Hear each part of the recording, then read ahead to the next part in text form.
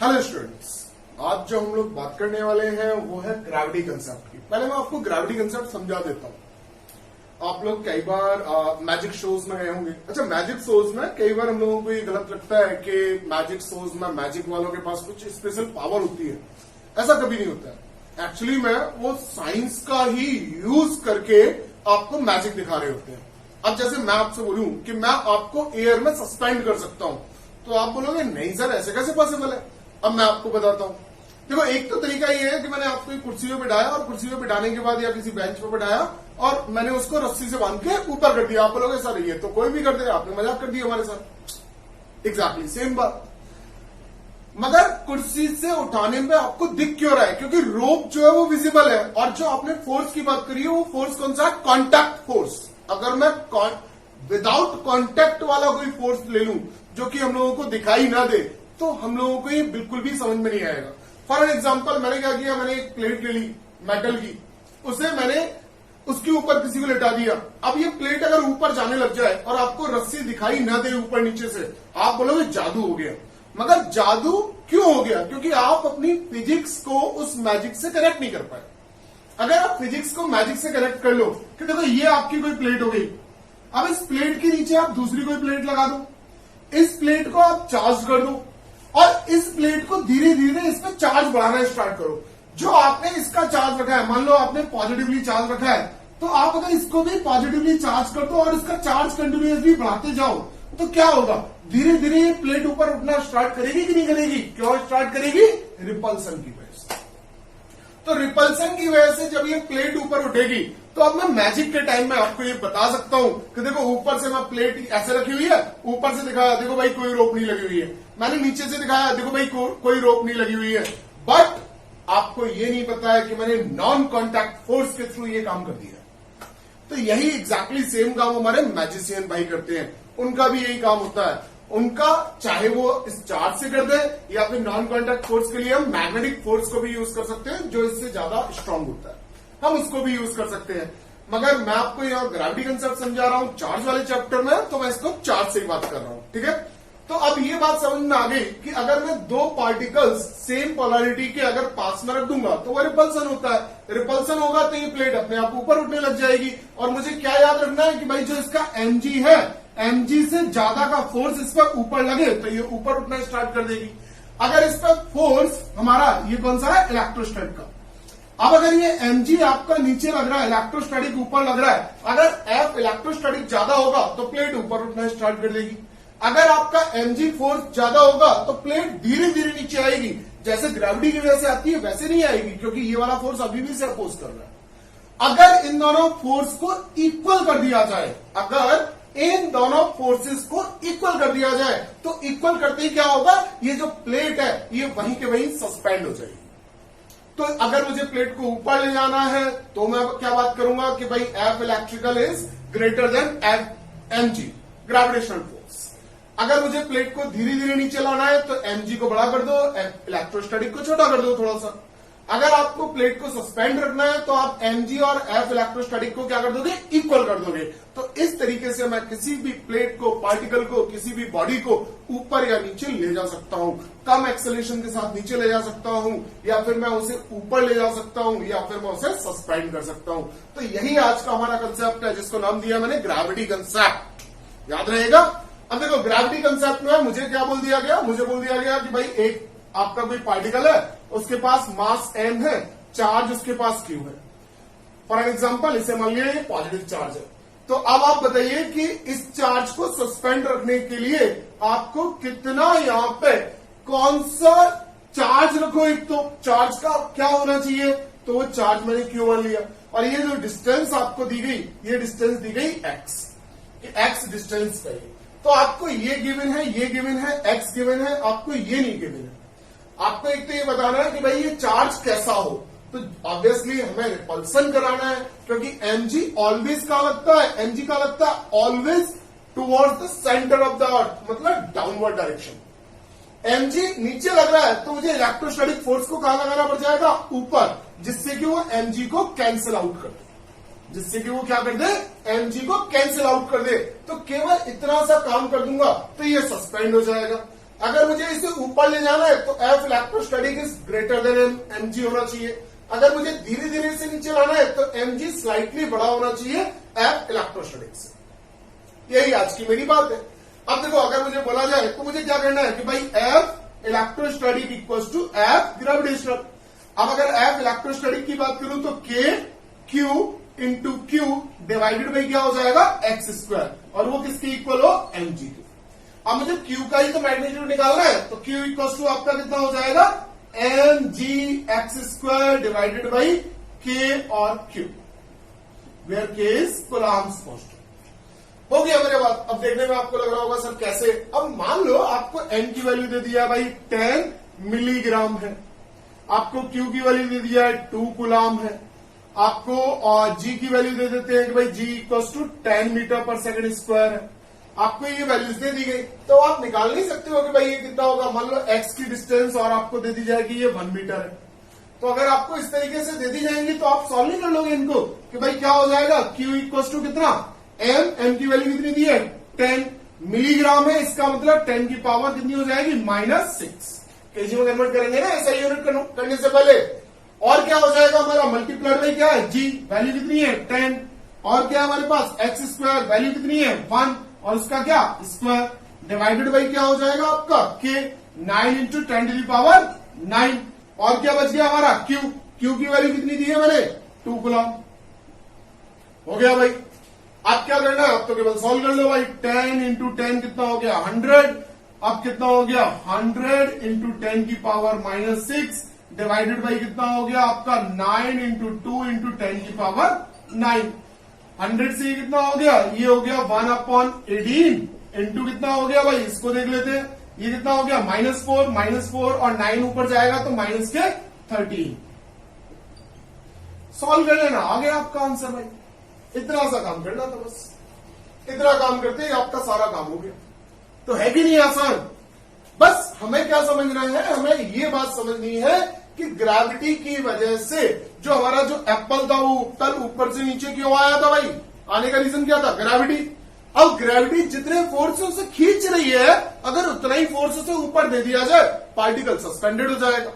यही तो आप काम करते हो। आप कोई आर्टिकल पकड़ना है, जैसे आपको कोई भी चीज पकड़नी है अपने हाथ में, तो आप क्या करते हो, जितना एमजी नीचे लग रहा होता है उतना ही एमजी आप अपने इससे दे देते हो, फिस्ट से या अपने हैंड से, और जैसे आप दे देते हो तो कैंसिल आउट हो जाता है, आपका ऑब्जेक्ट वहीं के वहीं रुक जाता है। तो वही काम तो हम लोगों को यहां करना है। बात समझ में आ गई ग्रेविटी कंसेप्ट को हम कैसे लगा लेंगे।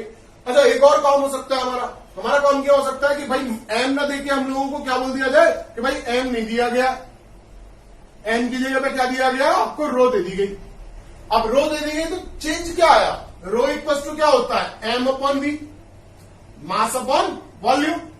अब बस आप मास तो आपको पता नहीं है, मास आप इस बार आपको निकालना पड़ जाएगा, इस बार आपको क्यू की वैल्यू दे दी जाएगी, तो आप केवल एम की जगह क्या रख दोगे, रो इंटू वी। अब वॉल्यूम या तो आपको दिया जाएगा या पूछा जाएगा तो क्यू की वैल्यू दे दी जाएगी। तो कुल मिला के एक्सप्रेशन आपका फिर से यही रहेगा भाई। इस एक्सप्रेशन में क्या हो जाएगा, एक्सप्रेशन हो जाएगा Q equal to M G, M नहीं आएगा सॉरी, रो इंटू वी, जो कि एम की जगह मैंने रख दिया, इंटू क्या आ जाएगा जी, इंटू क्या आ जाएगा एक्स स्क्वायर, अपॉन में क्या आ जाएगा के क्यू। अब आप देखोगे इसमें से आपको सारी वैल्यूज दे रखी होंगी सिवाय एक को छोड़। अब एक को उसने छोड़ रखा है, उसी वैल्यू को आपको निकालना होता है। तो प्रॉब्लम कहां आएगी, प्रॉब्लम तो कहीं आनी नहीं है, हो जाएगा करेगा सॉल्व। तो ये मेरा ग्रेविटी का एक कंसेप्ट था। अगर मान लो इसी में एक और वेरिएशन कर देते हैं, एक और वेरिएशन क्या कर दिया हमने, चलो इसे भी देख लेते हैं। मैं यहां कर देता हूं कि भाई ये आपका चार्ज पार्टिकल है क्यू, और ये आपका इलेक्ट्रिक फील्ड में रखा हुआ है, ये पॉजिटिव पार्टिकल है, और ये पॉजिटिव पार्टिकल इस तरीके के इलेक्ट्रिक फील्ड में नहीं, ये तो फिर अट्रैक्ट कर लेगा ना, रिपेल कराना है हमें। तो ये इस तरीके के इलेक्ट्रिक फील्ड में रखा हुआ है, इलेक्ट्रिक फील्ड की वैल्यू ई है। अब बताइए कितना होगा। तो अब भी फिर से मुझे क्या करना है, एनजी कहां लगेगा भाई, एनजी लगेगा वर्टिकली डाउनवर्ड। इलेक्ट्रोस्टैटिक कहां लगना चाहिए इस केस में, ऊपर, एफ इलेक्ट्रोस्टैटिक कर दिया। अब क्या हो गया कि भाई एफ इलेक्ट्रोस्टैटिक इक्वल टू आपका कितना हो जाएगा एमजी या एफ ग्रेविटी। अब क्या बोल दोगे आप भाई, अब आप बोल दोगे Q E equal to M G, तो ई इक्वल टू आपका कितना आ गया एम जी अपॉन क्यू। तो आप इलेक्ट्रिक फील्ड की वैल्यू बता दोगे कि भाई इतना इलेक्ट्रिक फील्ड लगा दूंगा तो ये पार्टिकल सस्पेंडेड हो जाएगा। अब पूछ लेगा भाई डायरेक्शन कैसी होनी चाहिए। अब डायरेक्शन ऑब्वियस सी बात है, अगर ये पॉजिटिव है तो इस पॉजिटिव को रिपल्सिव फोर्स मिले ऊपर, अगर ये नेगेटिव भी है तो भी रिपल्सिव फोर्स ऊपर मिले, यही तो होना चाहिए। अब अगर ये पॉजिटिव है तो इसका मतलब आपका क्या होना चाहिए कि भाई आपका कोई भी आपका पॉजिटिव पार्टिकल कहां होना चाहिए, पॉजिटिव पार्टिकल अगर ऊपर होगा तो आपका ये इसे रिपेल करेगा और ये नीचे जाएगा, तो इसका मतलब आपका ऊपर कौन होना चाहिए, नेगेटिव पार्टिकल, नीचे कौन होना चाहिए, पॉजिटिव पार्टिकल। तो इलेक्ट्रिक फील्ड कैसे होना चाहिए पॉजिटिव पार्टिकल के लिए, वर्टिकली अपवर्ड। अगर ये नेगेटिव पार्टिकल होता तो क्या हो जाता, वर्टिकली डाउनवर्ड, और ये सिंपल सा आपका काम पूरा हो जाता।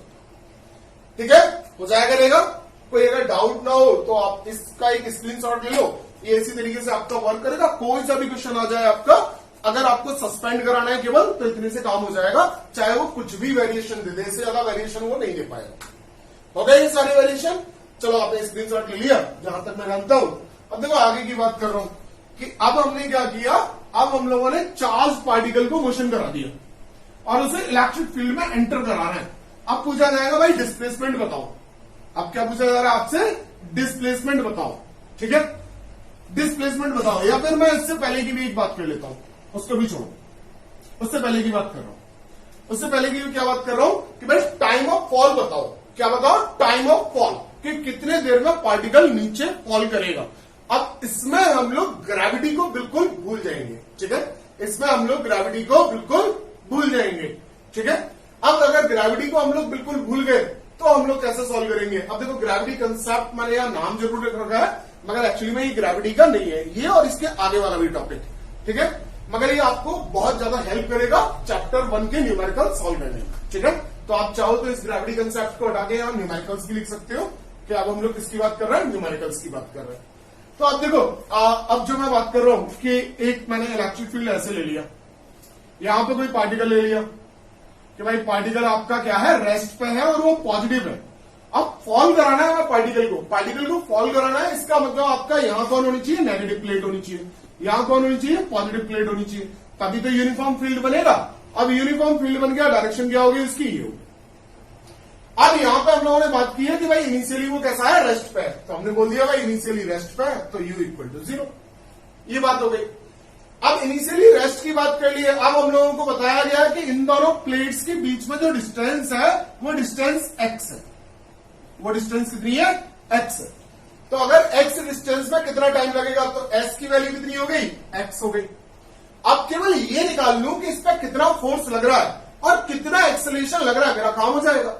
तो अब देखो फिर से हम लोग बात करते हैं कि भाई एक्सेलरेशन कितना लगेगा। तो अब अगर एक्सेलरेशन की बात करनी पड़ जाए तो आपका F इक्वल टू आपका क्या होता है भाई, F इक्वल टू आपका होता है Q into E, but F equal to क्या होता है, ma भी होता है, तो Q इंटू ई और ma। तो A इक्वल टू आपका कितना हो गया, QE अपॉन m। तो हमारे पास क्या आ गया, एक्सेलरेशन आ गया। देखो ग्रेविटी को यहां भूल जाया करेंगे हम, ये बात भी याद रखना। ठीक है, यहां पे ग्रेविटी को हम लोग अब भूल जाते हैं। क्यों भूल जाते हैं, उसका रीजन क्या है, क्योंकि ग्रेविटी जो है वो बहुत ही वीक फोर्स है। तो जब हम ग्रेविटी की बात करें तभी केवल इसकी बात करें, अदरवाइज इसको भूल जाया करें। तो अब एक्सेलरेशन मेरे पास आ चुका है, एस आ चुका है, यू आ चुका है। मुझे चाहिए क्या, मुझसे पूछा जा रहा है time of fall, Q T. अब देखो हमारे पास ऐसी कौन सी इक्वेशन है जिसमें ये सारे के सारे आ जाए। तो अगर ये सारे के सारे मुझे चाहिए तो वो हमारी इक्वेशन कौन सी बन जाएगी भाई, वो इक्वेशन बन जाएगी हमारी S equal to U T plus half A T square. S की वैल्यू कितनी है, एक्स, यू की वैल्यू कितनी है 0, हाफ ए की वैल्यू कितनी है क्यू ई अपॉन एम, और इंटू क्या आ जाएगा टी स्क्वायर। तो अगर मैं देखूं तो एक्स इक्वल टू कितना हो गया, half Q E upon M into T square. It means T equal to कितना आ गया आपका, टी इक्वल टू आ गया 2xm डिवाइडेड बाई कितना आ गया QE, और क्योंकि स्क्वायर था तो अंडर हो गया। काम बताओ अब कोई प्रॉब्लम आएगी, बिल्कुल नहीं आएगी। अब वो पूछेगा भाई इस पॉइंट पे पहुंचने पे उसकी वेलोसिटी क्या होगी, फाइनल वेलोसिटी। तो हम लोग क्या करते हैं, v equal to U plus एडी को यूज कर ले, या फिर v square equal to U square plus 2as को यूज कर ले। मैं यूज कर रहा हूं v square equal to U square plus 2as को। अब देखो v की वैल्यू आपकी कितनी है, v की वैल्यू आपकी कहां है भाई, v की वैल्यू कितनी है, v की वैल्यू आपको निकालनी है, u की वैल्यू 0 प्लस 2, a की वैल्यू कितनी है भाई, QE upon m into x. तो v इक्वल टू आपका कितना आ जाएगा, under root QE by m into x. आ गया आंसर, फाइनल वेलोसिटी ये होगी। अब देखने में फिर से ऐसा ही लग रहा होगा सबने पता नहीं क्या बता दिया, एक्स क्या है, वेरिएबल क्या है। भाई हमारी फिजिक्स में बिना लेट करे काम नहीं चलता है। अब ये जनरल केस हो चुका है हमारा। अब अगर आपको एक्स की वैल्यू बता दी जाए भाई 1 मीटर है, आप एक्स की वैल्यू रख दो। आपको चार्ज की वैल्यू बोल दी जाए 1 गुलाम है, आप चार्ज की वैल्यू रख दो। आपको इलेक्ट्रिक फील्ड की वैल्यू दे दी जाए कि भाई 2 न्यूटन पर गुलाम है, आप इलेक्ट्रिक फील्ड की वैल्यू रख दो। आपको मास दे दिया जाए, आप मास की वैल्यू रख दो। हो गया हमारा काम आसान, ठीक है। तो मैंने तो जनरल केस करा दिया, अब आप इसमें किसी भी वैल्यू को रख दोगे, आपका आंसर आ जाया करेगा। बात आ गई समझ में। अब देखो आगे की बात कर रहा हूं मैं। अब आगे की बात को देखो मेरी, तो समझो। मैं एक न्यूमेरिकल ले रहा हूं जो कि एनसीईआरटी में दे रखा है आप लोगों को। उस न्यूमेरिकल को आप देखें।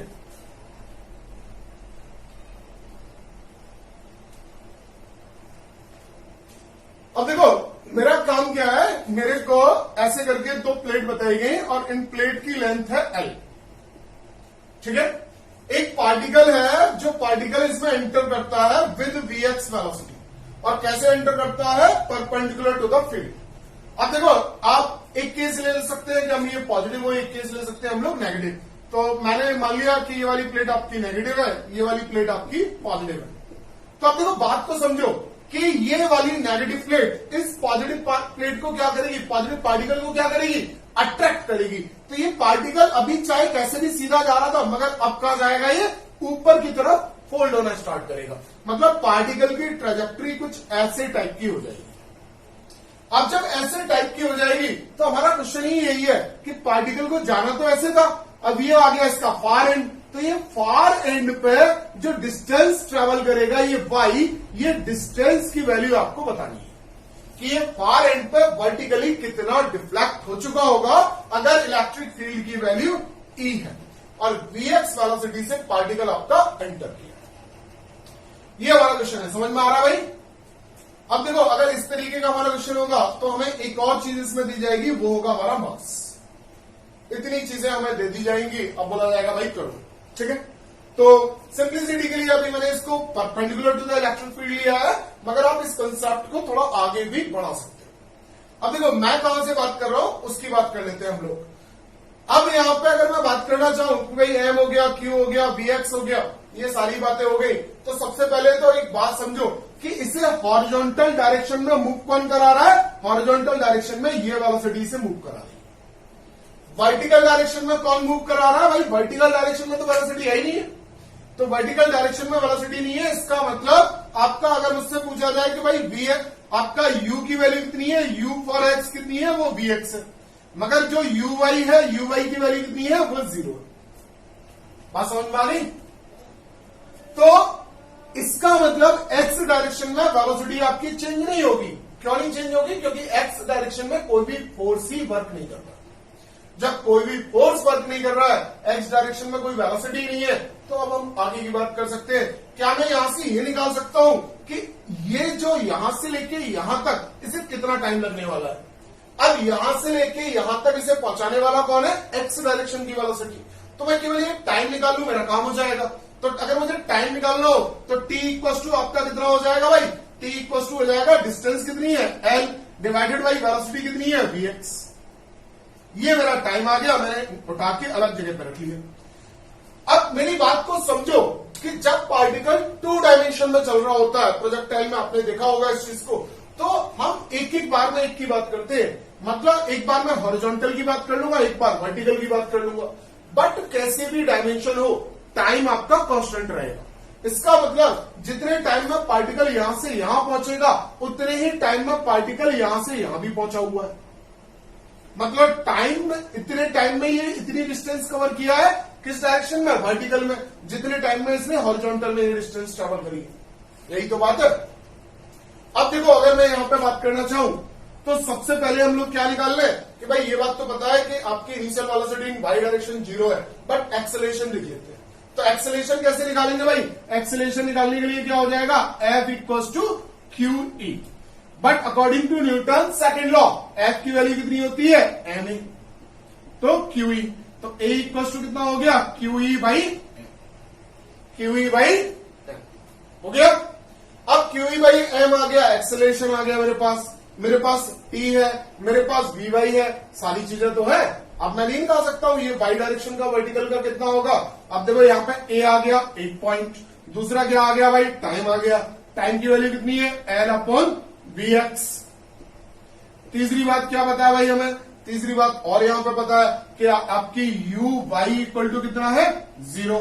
चौथी बात भी तो निकालनी है भाई, चौथी बात क्या निकालनी है हमें कि भाई डिस्प्लेसमेंट कितना होगा, मतलब आपका S कितना होगा, S इक्वल टू वाई है हमारे पास। रख देते हैं भाई कौन सा formula, S equal to UT plus half AT²। S की वैल्यू कितनी, वाई, U की वैल्यू कितनी, 0, हाफ, A की वैल्यू कितनी, QE by M into T. T की वैल्यू भी निकाल रखी है हमने, कितनी है, L/Vx का होल। क्लियर है। तो अब अगर उससे पूछा जाए तो वैल्यू कितनी हो जाएगी भाई, y इक्वल टू आपकी वैल्यू कितनी हो गई, y की वैल्यू आ गई QEL² डिवाइडेड बाई क्या आ गया, 2m और Vx का स्क्वायर। और ये हम लोगों को निकालना हो गया, बड़ा आसान से काम था ना। अब देखो अगर आपको इस कंसेप्ट को और आगे बढ़ाना पड़ जाए कि भाई और हम लोग इसको थोड़ा सा आगे बढ़ाते हैं तो क्या होगा। अब ये भी तो हो सकता है कि ये पार्टिकल को हम लोग ऐसे मान लें कि भाई पार्टिकल ऐसे आ रहा है, या फिर हम लोग ये मान लें कि पार्टिकल ऐसे आया किसी भी तरीके से। तो उस केस में हमें क्या करना होगा, उस केस में हम लोगों को ये थीटा एंगल चाहिएगा, ये निकालना होगा। तो उस केस में ये अगर Vx है, इस साइड में Vx न बोल के वो V बोलेगा डायरेक्ट, तो इस साइड में कौन आ जाएगा, V cos थीटा, जो कि चेंज नहीं होगा। इस साइड में कौन हो जाएगा, V sin थीटा, जो कि हमारा U की वैल्यू को अब चेंज कर देगा। अब इनिशियल वैल्यू कितनी होगी, V sin थीटा हो जाएगी। केवल इतना सा चेंज आया यहां पे जो टाइम निकालोगे, अब टाइम क्या हो जाएगा, V cos theta divide L/V cos theta. फिर आप वैल्यूज ऐसे पुट कर दोगे, कोई दिक्कत नहीं आएगी। अगर यही आपको ऐसे बोल दिया जाता कि भाई V ऐसे है, तो अब इसे हम नेगेटिव डायरेक्शन ले लेंगे। तो बस इनिशियल वेलोसिटी को अब क्या लिख दोगे, अब लिख दोगे minus of V sin theta. इसको बस minus of V sin theta लिख दोगे, फिर से सॉल्व हो जाएगा। तो आई थिंक मुझे नहीं लगता कि अब आपको कोई भी प्रॉब्लम आएगी। और अगर अब मैं देखूं तो लगभग हमारा फर्स्ट चैप्टर लगभग क्लियर हो चुका है। अभी भी अगर आपको कोई दिक्कत आए तो आप मुझे कमेंट सेक्शन में जरूर से लिख के दें कि सर ये पर्टिकुलर टॉपिक और नहीं समझ में आता है, या फिजिक्स का ये कंसेप्ट समझ में नहीं आता है, क्योंकि physics is all about concept. तो आपको कंसेप्ट को गैदर करना है, आपको कंसेप्ट सारे क्लियर हो जाए, आपका सारा काम हो जाएगा। जिसमें ग्रेविटी कंसेप्ट हमारा बहुत बड़ा कंसेप्ट है, हर जगह हर चैप्टर में लगभग अप्लाई हो जाता है, याद रहेगा। तो तब तक के लिए आप लोग अच्छे से पढ़ाई करें बेटा, जितना आप पढ़ाई कर सकते हैं, इस टाइम का जितना यूटिलाइजेशन कर सकते हैं आप उतना यूटिलाइजेशन करें। हम आपका सपोर्ट करने के लिए ऑलवेज हैं, मगर साथ में हम लोगों को भी आपका सपोर्ट चाहिए। आप प्लीज अगर अभी तक आपने चैनल को सब्सक्राइब नहीं किया है तो सब्सक्राइब कर लें, बेल आइकन को जरूर से प्रेस कर दें, और वीडियोस को लाइक शेयर एंड कमेंट करना बिल्कुल ना भूलें। ठीक है, thank you guys, good luck.